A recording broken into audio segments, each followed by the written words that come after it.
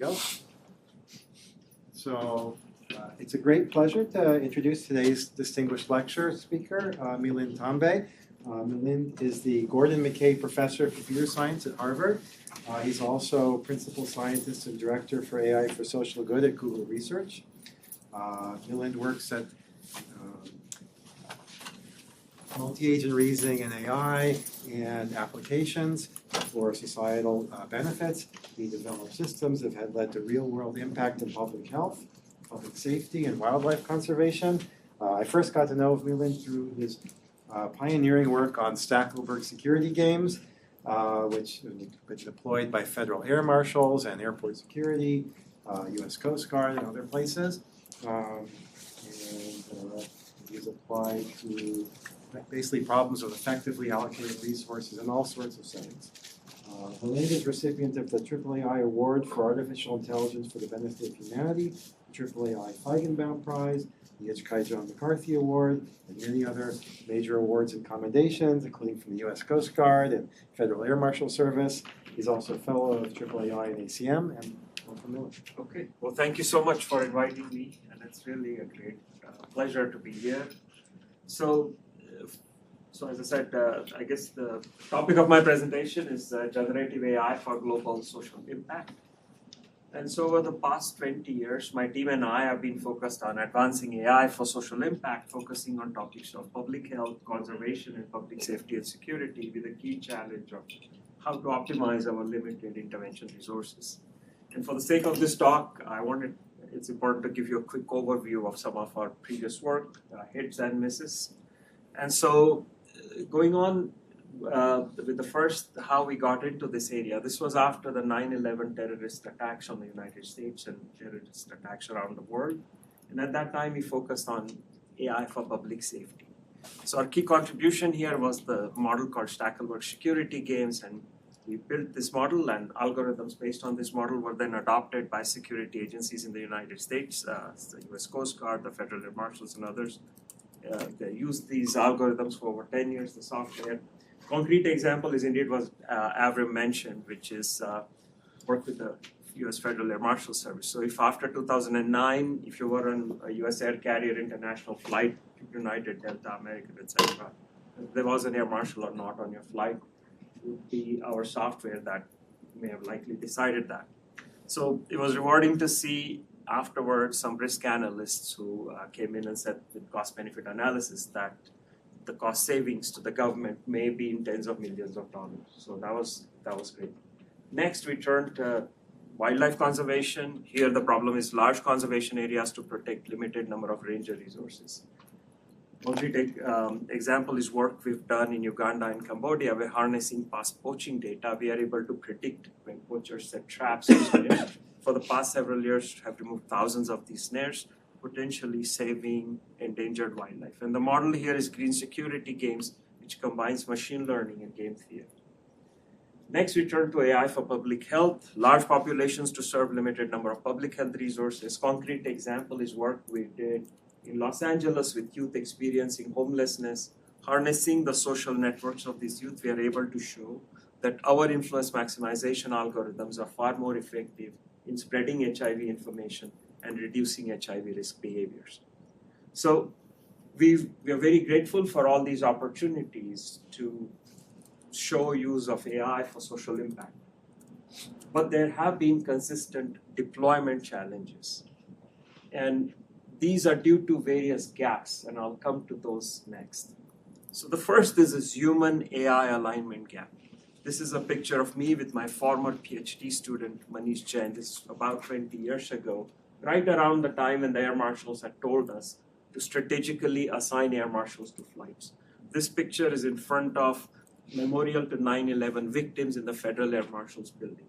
So Manish and team built the software using stackable security games, deployed it, and just as he was writing his thesis, London Olympics. So now they told him, okay, you have to go and add constraints, change to make sure more air marshals go to London. As security incidents came up, the software had to be continually changed. The point is that in all of our deployments, we found this human AI alignment gap. Post-deployment, the mission changes, priorities change, and underlying optimization software has to continually change.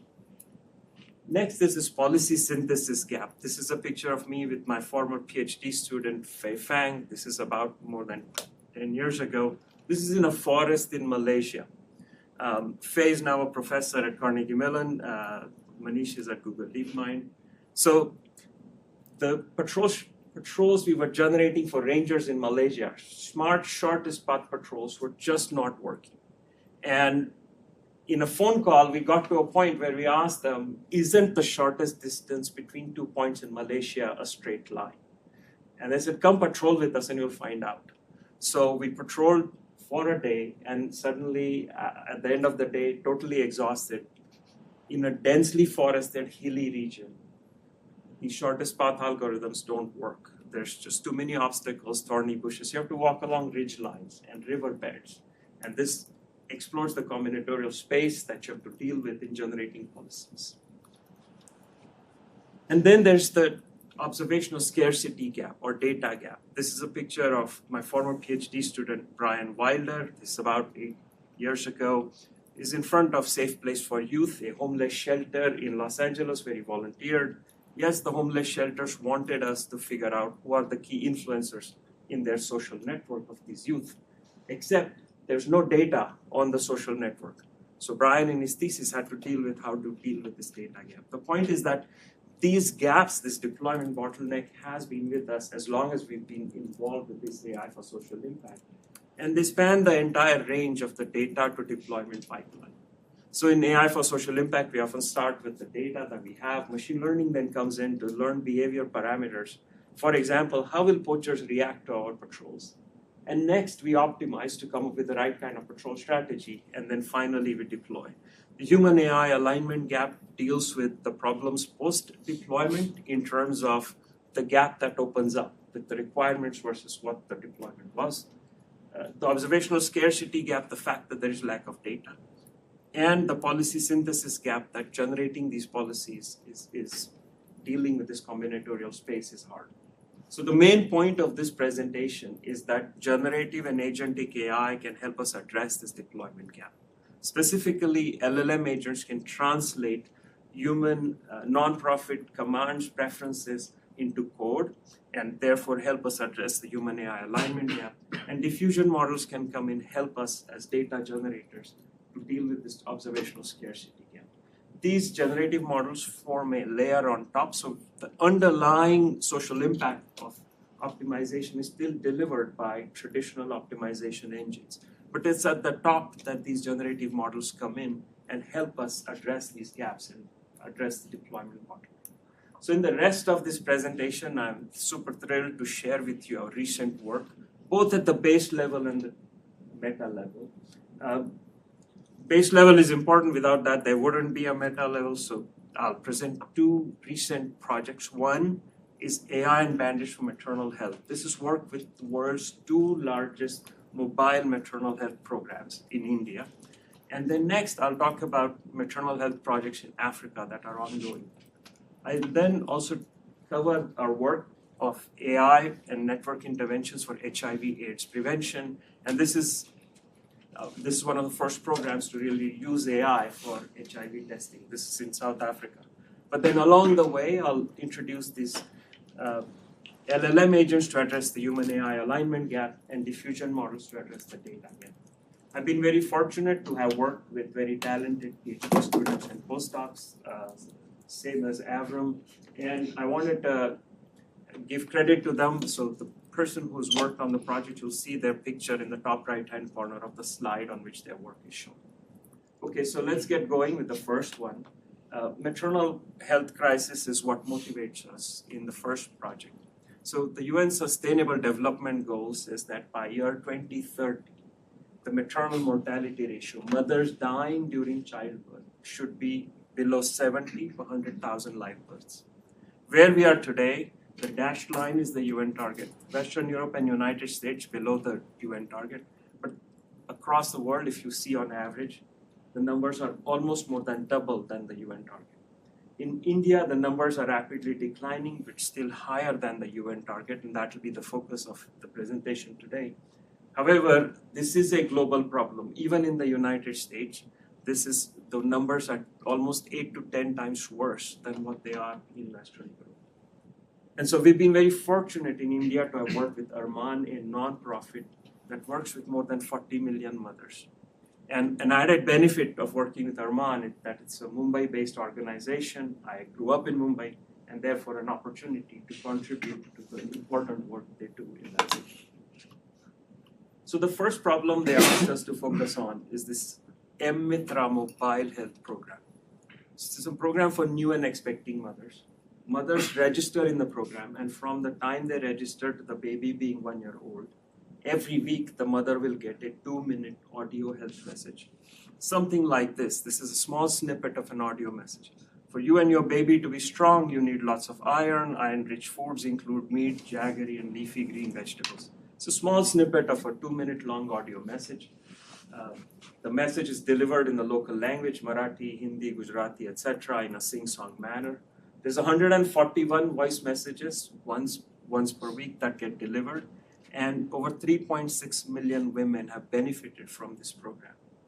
In randomized controlled trials, Arman has shown that if mothers only listen to these messages, then they'll benefit significantly, and their babies will benefit significantly. 30% increase in infants with tripled birth weight at the end of the year. So this is all great. Where do we come in? Unfortunately, 40% of the mothers who register in the program will stop listening or drop out of the program. And what can we do to try to prevent that? Arman has this call center from where they can give calls to these mothers to try to persuade them to not drop out of the program. But here's the problem. There's 200,000 mothers registered in the program at a time. Remember, automated health voice messages go out to each and every mother every week.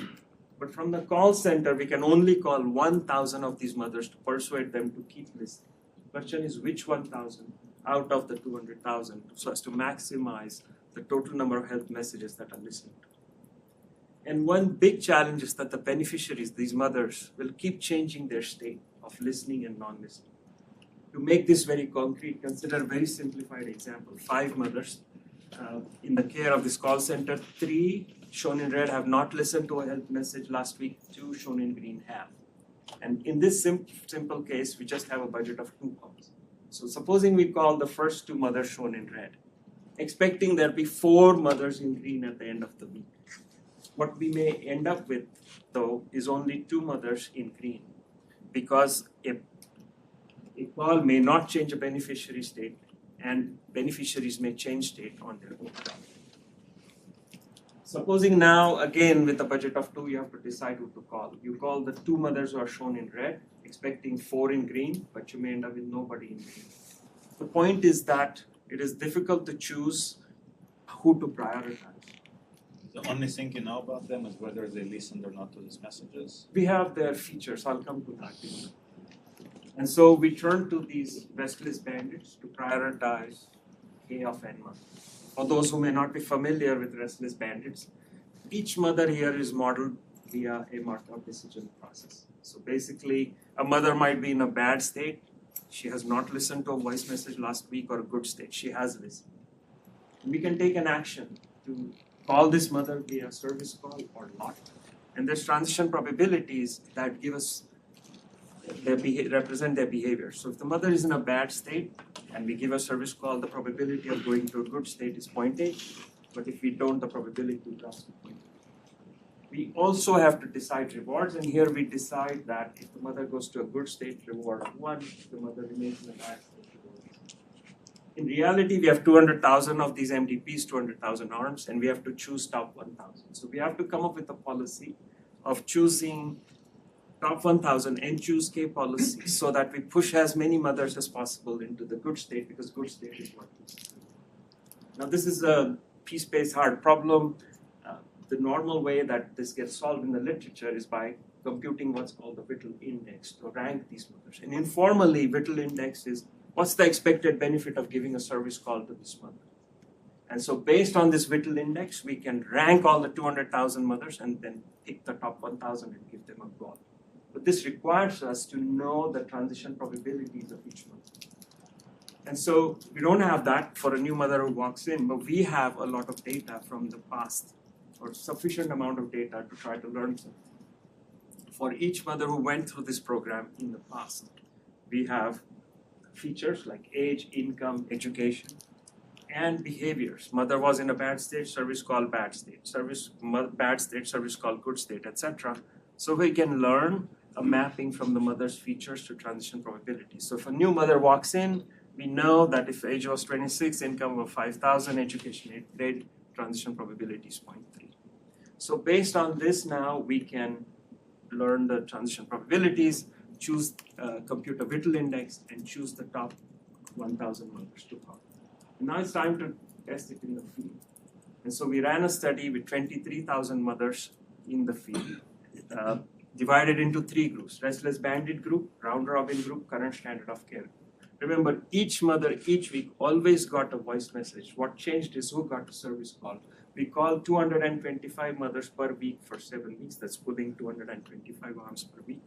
In the round robin group, it was the first 225, then the next 225, etc.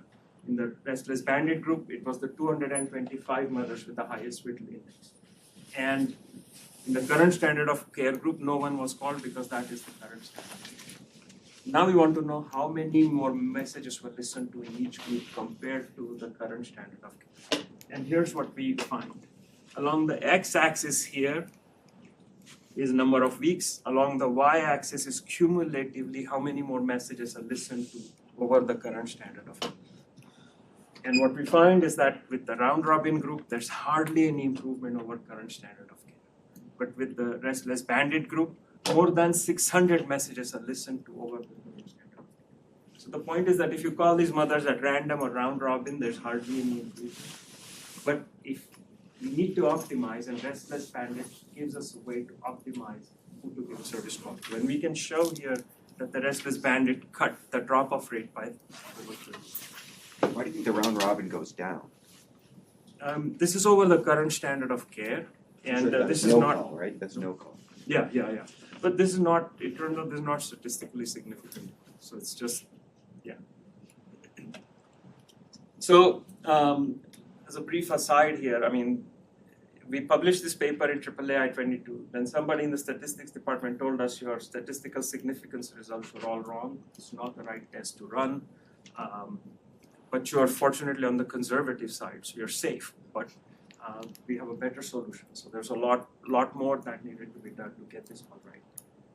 After that, we spent a lot of time trying to continually try to improve this result. I won't have time to go into all of this, but very briefly, one idea that worked is decision-focused learning. It changes the loss function to focus more on getting the right quality decision rather than accuracy. And with that, along the again, this is a study with 9,000 mothers. Along the x-axis are different weeks. Along the y-axis, cumulatively, how many more messages are listened to. And we can see that restless bandit plus decision-focused learning leads to many more messages listened to compared to the straight restless bandit with standard learning approach that I mentioned. And so restless bandit with decision-focused learning is what we deployed in the field. This is deployed in April 2022 with Arman. It served over 350,000 mothers. So what does this mean? The drop-off rate was cut by 30%. For bottom 25 percentile of listeners who are listening very little, we found that content exposure more than doubled. They're listening to far more of these messages. Okay, so listenership improved, but we can also show that this listenership improvement also led to improved health behaviors. And this was a study with 22,000 mothers. We can show here by comparing to control group, mothers were taking more calcium tablets, mothers were taking more iron tablets. They were more aware of baby's weight and other things. So AI is not only improving listenership, but actually improving health behaviors. And I'm just showing you all these studies, although they as though they happened flawlessly. That's not the way it actually worked. In the first, this health study itself takes 6 months. Baby has to be born, etc., etc. It's a long time. Halfway through the first study, the NGO said we have lost our funding, and the study is gone. And so then we had to restart. So lots of interesting stories here. But I was very grateful for this interview. There's a video on YouTube if you are interested of this mother who was helped by one of our interventions. मी तो phone नव्हते ऐकत पहिला, त्याच्यानंतर मला त्या ताईंचा call आला. त्या घरी आल्या, मला समजवलं हा कॉल घ्यायला पाहिजे, तुझ्या पोरांसाठी चांगला आहे हा. मग तेव्हा मी कॉल घ्यायला लागले. ते कॉल ऐकून खूप बरं वाटतं की कोणीतरी घरचंच मला कोणीतरी समजवायला येतंय. मग जसं ते कॉल ऐकते मी, तसंच मी माझ्या पोरीचं संगोपन करते. So this is ultimate. Please. Just out of curiosity, are these supplements part of the benefits, or the mothers bought them themselves? They buy them themselves, but I guess the messages, the voice messages they get are things that they're saying, okay, you have to take more iron, you have to take more calcium, and so you can see that if they don't listen, then they don't take as many of these things. So I guess the point here was my point of trying to get involved with Arman was to be able to help mothers in Mumbai that had grown up, and this was satisfying to see that our research seems to have helped some of these mothers. So the next step was to work with a program called Kilkari. This is world's largest mobile maternal health program. And so this is run by Government of India. It's exactly the same as Mitra. Mothers get voice calls all across India. 3.5 million mothers are enrolled in this program. And here we applied a collaborative bandits approach. I'm just going to give you the main result here. We ran a study in the state of Odisha with 6,400 mothers. Study in the Kalahandi and Puri, 2 districts. Control versus treatment, we can show that our results lead to statistically significant improvement, and with 12% increase in call listenership in some of these time slots. And there's a paper in Machine Learning for Healthcare that has more details. Before closing off this section, I wanted to talk about a couple of other projects. One is collaboration with HelpMum, an NGO in Nigeria. This is to improve vaccination rates for mothers. Which mothers should get vouchers, which mothers should get bus tickets so that they take their babies to get vaccinated. And we wrote this paper in Chikai 22 with them, and then we were pleasantly surprised. In AAAI 24, they came back and said they had implemented the model, tested it, and shown that the vaccination rates in 99 community centers had gone up. More recently, and I'll come back to this in the next section of my talk, we have been working with the Ministry of Ethiopia. This is an optimization problem. We want to plan 1,600 new health posts, hospitals, so as to maximize coverage across our population in Ethiopia. And so in our AAAI 26 paper, we give a formulation to try to address this problem. So this is software we want to deliver to them. And so this is where we are. And so this brings me to the end of the first section. And I'll go on now to talking about LLMs to address the human-AI alignment. So, as I mentioned just now, with the health post allocation, the goal is maximize coverage across all the entire population. But what they have also told us is that over time, newer requirements may come in, such as prioritize peripheral districts, prioritize equity among key districts. And if that happens, our current AAAI 26 software will not be able to handle these newer requirements that come in, increasing this human-AI alignment gap. Even in the earlier work I showed you with the restless bandit model, the focus is on maximizing listenership across all beneficiaries. But as they have expressed sometimes, we want to change our priorities, run a campaign to prioritize late shift workers or technologically challenged mothers, again opening up a human-AI alignment gap. In the past, whenever these gaps have opened up, we've had one of our students, researchers, go and try to fix the software. Now the question is, can we instead use LLM agents to handle this problem?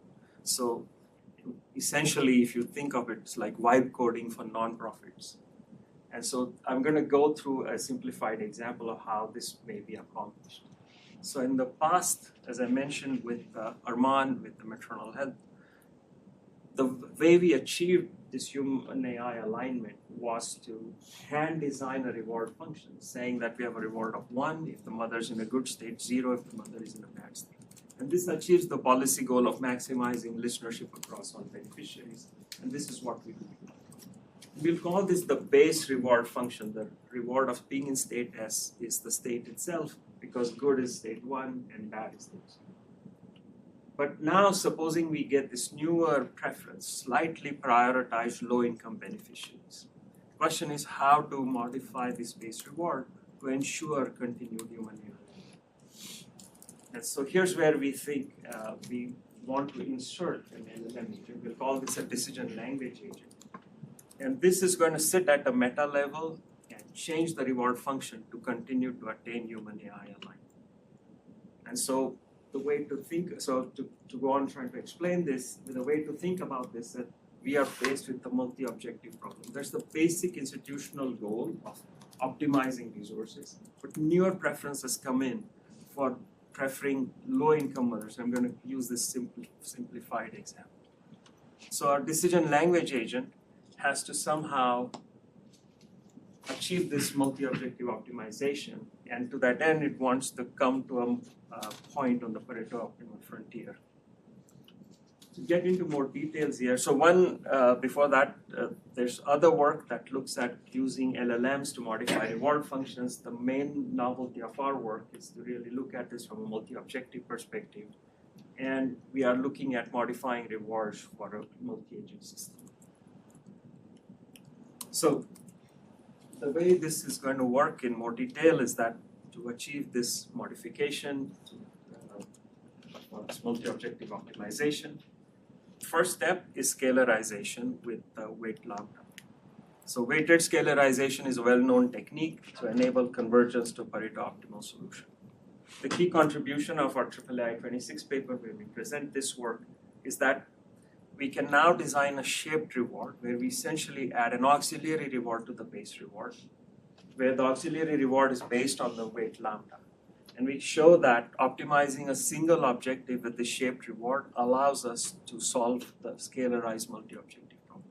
So essentially, our job now is to come up with the auxiliary reward. And just to clarify what we mean by that, whereas the base reward was just the state S, now we are saying that we want to add additional terms, this auxiliary reward. So basically, from a low-income mother with income less than 5,000 or 10,000 goes to a good state, we are going to give a slightly additional reward. But the delta 1, delta 2, of course, are how much additional reward do you want to give? So the way this is going to work is that the LLM agent now is going to propose a auxiliary reward. We add it to the base reward to get the shaped reward through the LLM generate a modified policy. And now we assume here access to a simulation, and this is assumed to be a good simulation. And so it can simulate this policy to see who is getting resources. Along the x-axis are different incomes, along the y-axis is who's getting resources. As you can see here, more mothers of middle income are getting resources. These are, by resources we mean service calls. So this is not what we want. We want more low-income mothers to get more resources. But this is better than what we had before, which is in the previous round, more resources were going to higher income mothers. So we can give this simulation output to an LLM to generate verbal feedback to our agent, which is compared to previous round, coverage is improved, and therefore we can do text gradient prompt optimization, change the prompt so that the LLM can now change the reward and iterate in this fashion until we converge to our goal of giving more preferences to low income. And under some assumptions, we can show that this resulting policy achieves a Pareto optimal trade-off. In NeurIPS 24, please. Yes, sir. So if you have a policy that doesn't perform well in the simulation, is that, it could be that, the reward is inappropriate or that it hasn't converged to the optimal policy. Do you have a sense of which? I guess your assumption here is that it's the reward, but how often is it that just hasn't converged? It hasn't converged? I guess in the paper we show that, it starts to converge and it goes up and down, but compared to what was there before in the literature, we have certainly improved the state of the art. But yeah, it's true that if you stop it too early, it might be in a bad situation. Yeah. So in the early version of this work in NeurIPS 24, we gave identical commands to a human and to our agent. The human is always supposed to be the best, 100%. The human is in gold standard. The agent is in light green. And if you look at simpler commands, prefer low-income mothers, prefer older mothers, things like that, the agent is able to change the reward to match human performance in terms of policy outcomes. But as commands get more complicated, the green falls below the gold. So this was all in the lab, and so on. Our next step now is to really push this out with our model in Ethiopia. And this is showing results from our collaborators in Ethiopia, Public Health Institute and Ministry of Health, where we take commands from them, like prioritize district with strategic importance, and then run with 5 sets of these 10 commands. Right, so these commands are they're in natural language, so it's unclear like how much do you want to prioritize? Like, Exactly. How much do you, so is that trade-off is it the LLM that's deciding, how, because you could even go farther and completely move things over, but the total volume would be lower. So how do you decide like how far you want to go? Is that an LLM that's making that? Yes. So the LLM has to decide when it says slightly prioritize, what would slightly mean, and heavily prioritize. And so this experiment here was saying, okay, what would a human do in this circumstance, and how well does the agent match here? And so this is trying to deliver this agent to the Ministry of Health in Ethiopia. And at this point, what we are doing is comparing a decision language agent, which does multi-objective optimization, to a single objective agent. So alignment only agent or coverage only agent. And we can see that the multi-objective optimization helps us in not giving up too much in coverage, but also not giving up much in alignment. So this is so far, we've returned a single point on the Pareto frontier. But can an agent return a portfolio of policies? So in our ICML paper, we looked at it from the perspective of P means social welfare. So for those who may not be familiar, if you have policies with different objectives that give us utilities U1, U2, U3, etc., P means social welfare function allows us to return a single scalar value. And the advantage of P means social welfare function is that by changing P, you can get to different notions of social welfare. Utilitarian welfare at P equal to 1, Nash welfare at P equal to 0, and so on. And so the main point that we are able to show here is that we can return a portfolio of policies, a small finite set of policies, such that we can present it to a human. And for any P that the human has in mind, one of the policies from our set are alpha approximate to the user's P. So I'm going to close this section and go on to the next one, which is HIV interventions, network interventions. So this work started when I was in Los Angeles at the University of Southern California, and right outside campus would be sometimes this homeless encampment. And I was very inspired by the work of my collaborator, Professor Eric Rice, who's a professor of social work, who had dedicated his career to working with youth experiencing homelessness. And he introduced me to this challenge of preventing HIV amongst these homeless youth. The challenge is that there's 10,000 youth who sleep on the streets of LA every night. The rates of HIV/AIDS in this population is more than 10 times the rates of the normal house population. So homeless shelters want to run campaigns to try to inform these youth about HIV prevention, but they can't talk to everybody. So the way they do this is that they want to use a social network. So each number here is a youth, each edge here is a friendship edge, and they want to find key influencers so that the influencers talk to their friends talk to their friends, the information spreads in a social network. And social work, people will just say, well, there's a network effect. So the question for us was, okay, when Eric presented this problem to us, it seemed like, yeah, there's already at that point more than a decade of work in computer science on finding key influencers, something we can easily solve. But when we went and talked to the homeless shelters, this is the actual problem they said it was. They actually had no data on the social network. Now, this is face-to-face interactions amongst these youth. and so still find key influencers.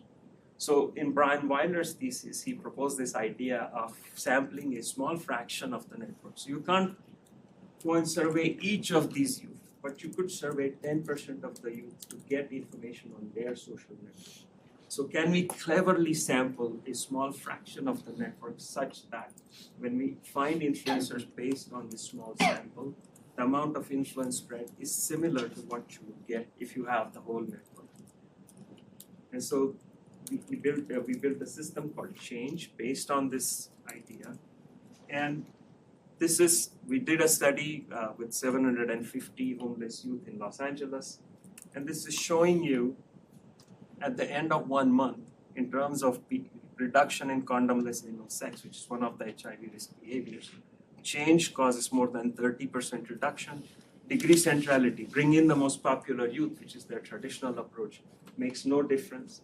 And control group, there's no difference.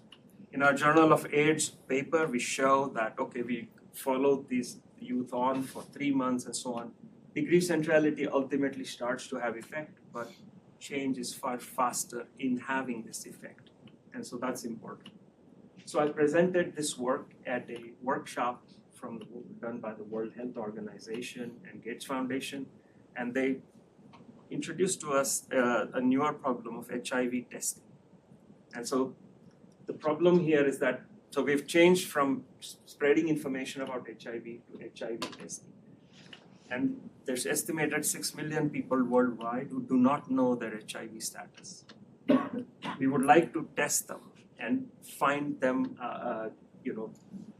identify HIV positive individuals as quickly as possible so there's faster treatment for them and contain further spread of HIV. But the challenge here is that the number of HIV tests is limited and we have limited HIV health worker time, so we can't go chase the whole population trying to get them tested. So WHO recommends network-based testing. When we looked at the actual graphs of data of HIV transmission networks or other STD transmission networks, we found that these graphs are sparse and tree-like. Now, we wouldn't know these graphs in advance, but in our first paper, we assumed that we have this HIV transmission network in advance that is given to us. So each node here is a person, each edge is an HIV transmission edge, and we know the node features, age, marital status, drug use, etc. So based on that, we can infer a joint probability distribution of node status being HIV positive or not. This we can learn from past data.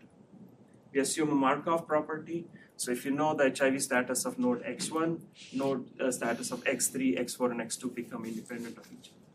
And we have to select nodes from the frontier nodes, the neighbors of the node that we have just tested. And our goal now is to find a policy, a node testing sequence. Should we test X2 or X3 or X4 next? And continue on which node to test next based on, so that we maximize the total number of positive detections as early as possible. And we may choose to prefer X2 over X4 based on X2. If you test X2, we get access to X5, which has more higher chance of being HIV positive versus X7, for example. So it turns out this forest network testing maps to branching bandits in the literature. In branching bandits, pulling an arm not only gives us a reward, but it gives us new arms. It's similar to our problem. We test a node, it gives us access to other frontier nodes that get revealed. In branching bandits, Gittin's index is shown to be optimal in the previous paper in 2003. Our contribution was to come up with a fast algorithm to compute this Gittin's index. So the approach is we are given a graph, and based on the features we infer the joint distribution. We convert this graph into a tree by doing a breadth first search walk, and then compute all the Gittin's indices. And now we take the highest Gittin's index, test that, open up the frontier, test the next highest Gittin's index, and so on. In simulation with the real world HIV sex interaction graph, which we assume we know the whole graph in advance, We compare our policy of Gittins index versus greedy, which is the standard approach, and random and others, and we can show that along the x-axis how much of the population we have tested. Along the y-axis is the reward, in this case discounted reward, and Gittins is higher. To understand this more in detail, here I've plotted undiscounted reward. So along the x-axis, fraction of population tested. Along the y-axis is how many HIV positive individuals we found. If we test everybody, that's at 100%. All of the population is tested. All the HIV positive cases are found. But at 50%, because we don't have as many tests, we can see that the Gittins index policy gives us many more HIV positive individuals identified compared to other baselines. This unrealistically assumed that we knew the whole graph, but in reality we don't. All we know is the frontier. So the question is, what can we do? So if we could predict the graph expansion, then we can run our algorithm. But we don't have that, and our main idea here is what we call policy embedded graph expansion. We really don't care about accuracy of the graph that we want to predict. We want to get the right HIV tests. And so we are going to select the highest Gittins index node, open up the frontier, and so on. So one observation here is that to select Gittins index node on the frontier for expansion, if we do maximum likelihood graph expansion, that doesn't work. So consider, for example, this graph G1 is our maximum likelihood graph expansion. And if we look at it this way, then X2 seems to have a higher Gittins index than X3, because X2 seems to be connected to more nodes with higher likelihood of being HIV positive, where more red means more HIV positive likelihood. But there might be another graph, G2, which has a lower probability, but here X3 has a much higher Gittins index because more HIV positive nodes may be linked to it. So it's not enough to just do one graph expansion. We should do a distribution of graph expansions. And so here's where we find diffusion models to be useful. So at each step, we generate a whole set of graph expansions with different node features. And diffusion models are useful in handling the high dimensionality of node features here. And then compute average Gittins index of each of the nodes on the frontier. And in this case, pick node X4, because X4 has the highest Gittins index on average. Now, one challenge is that we have limited training data, and so how do we train this diffusion model to generate the whole graph? And the main point is that we don't actually learn to generate the full graph. We exploit the forest structure so that at any one point we are just predicting the next node, the next edge. So we do edge by edge autoregressive diffusion, and by not generating the full graph, we are able to generate what we want. And the variance is because of this node-to-node relation that we can exploit. So this is again the same graph that I was showing you earlier, except we don't know the graph in advance. And our policy shown in gold performs better. Again, amount of population tested along the x-axis, cumulative and discounted reward on the y-axis, and we can see that our policy performs better. So where is all this going? We are excited to do this, try this out in KwaZulu-Natal province in South Africa with our collaborators from the World Health Organization and Professor Alastair Van Heerden. And this is his lab going out doing this testing, and the goal is to work with it. I know I'm coming up to about 50 or so I'm going to just quickly wrap this up. One of the other problems we are working on is if we have, instead of calling people into the clinic to test, if you were to hand out self-test kits, who to hand this out to? This is, in the past, the work that gets done is, okay, we're going to give out the same number of kits to everybody. But if we can do graph expansions, then that will allow us to figure out who should get more kits, who should get less kits, and that's something that's going on. Another problem is trying to get to even more complicated structures where there's more complicated networks, and can't use Gittins index, and reinforcement learning has to be used. And here, one of the basic ideas is, can we use transfer RL from source data to a target data? And this is again where diffusion models can be useful. I'm gonna skip all this and come to the conclusion. So what I've talked to you about is use of generative AI for handling the deployment bottlenecks in AI for social impact, and that LLM agents can help us address this human AI alignment gap, and diffusion models can help us address these other gaps of observational scarcity and policy synthesis. We talked about maternal health and HIV prevention. I want to close this by talking about lessons we've learned in terms of how to go about doing AI for social impact. And I divide these lessons in terms of 3 partnerships for AI for social impact: AI-human partnership, deep interdisciplinary partnership, and partnership with the real world. And there are lessons in each partnership, but I'll highlight just one in each case. So the first is balancing human versus AI roles. So in the work we did with maternal health, there was a lot of pressure on us to say, why don't you use AI chatbots? Why do you need call center human beings to call these mothers? But in our case, we only give the call center workers which mother to call, who to prioritize, but not actually, the chatbots aren't there. There isn't a bot talking to the mother. And this is because these are low-income families. The mothers are in difficult circumstances. This might be the only human contact they have. And they reveal to this person that maybe the mother is suffering from domestic abuse or bleeding or what have you.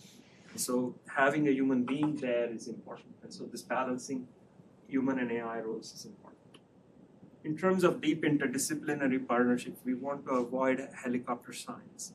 When I went to Uganda to work in wildlife conservation, the first thing the government officer there told me is that the last research group who came here took our data, wrote a paper criticizing government of Uganda's wildlife conservation policies and ran away. So we are not going to give you our data. And so a lot of time had to be spent to convince them that we are not there. We are there to stay and do things in the long term.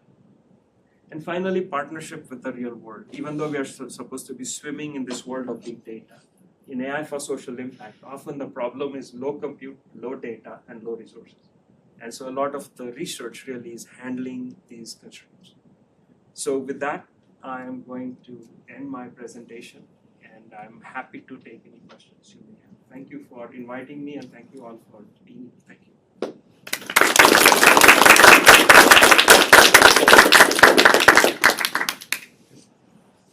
Questions? Yeah. So the your use of the LLMs was sort of to go from this kind of vague, English level sentence of what we want to it seems like there could be a lot of other uses of LLMs here for whether it's trying to find out what do typical users want or kind of interfacing in some ways. I don't know what your thoughts are in terms of where things going in terms of how those can be.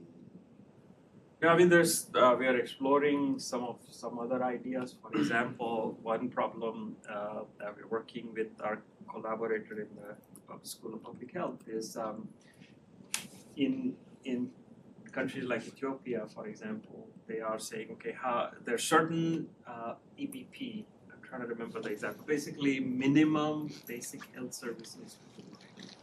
And the question is essential benefits package. What's the essential benefits package to design in terms of health services to give to the population for universal health care?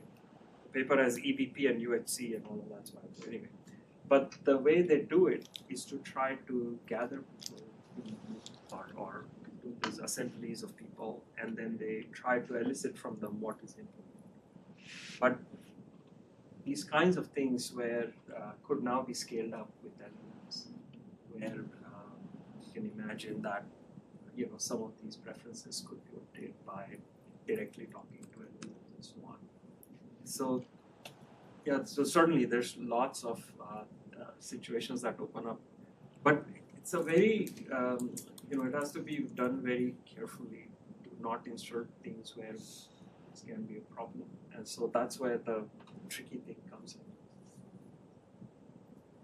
So I guess a question about the culture in some sense, but how receptive are the field practitioners and healthcare social work or wildlife preservation to computational tools, machine learning? Is that a struggle to get them to accept it, or is they welcoming with open arms? I think generally, I would say that in wildlife conservation, in public health, outside the US, things have been super easy. And I guess earlier on when we were working in AI for public, sometimes it was very hit and miss. And certainly in some cases, in one country where, let me take that back a little bit. We went with the World Bank, and we want to use AI for wildlife conservation. And then, okay, the minister is AI for wildlife conservation. You got down to the ranger, and the ranger said, we just need better shoes. We don't need anything else. And so that certainly, so AI is not a good solution there. But in general, I mean, people seem okay. The more difficult situations, but this was also before the AI, AI became something that people were accepting of. There were conversations where an agency would just say, we don't need AI, we are just fine as is. Now I think the situation has changed. I've also had conversations where they'll say, so far, Milind, you have, you've given us game theoretic solutions. Now let us start using AI.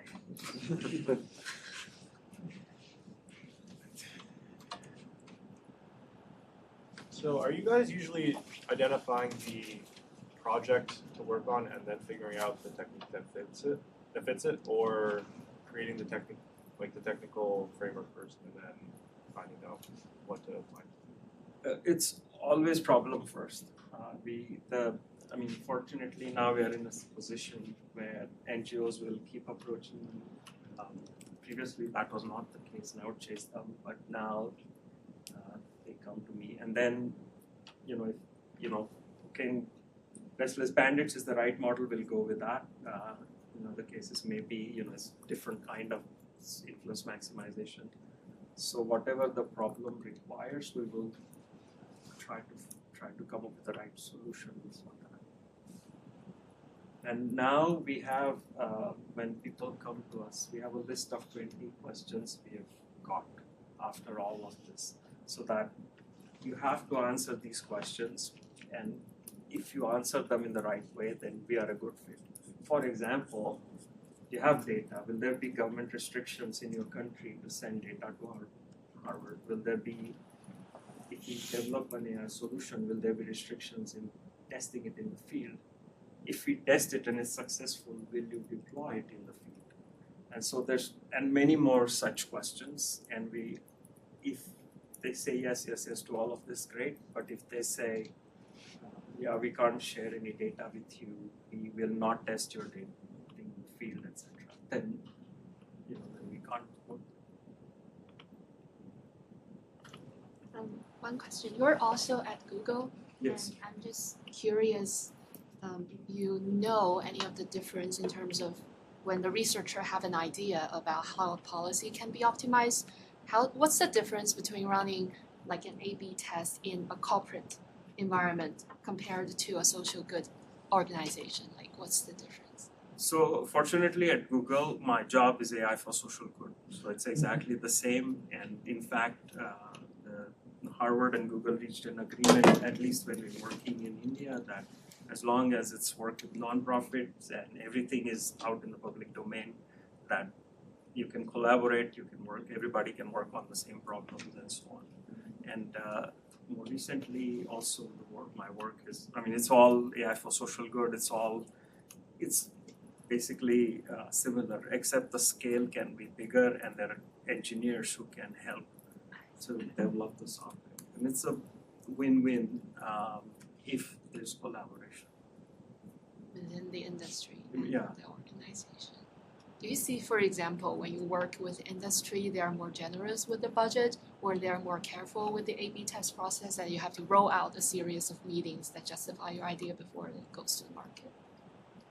I mean, again, I'm not involved with the, commercial side. I'm entirely 100% on just AI for social good. So, yes, they have bigger grants they can give to nonprofits, and I mean, certainly, but in a way, I mean, here we have students there. There's different engineers and researchers. There's differences, but to problem-wise and so on and so forth. Fortunately for me, there's no difference. It's the same. Thank you. But it's different on the commercial side. I'm 100% sure. So I'm only seeing a small portion. I'm also part-time.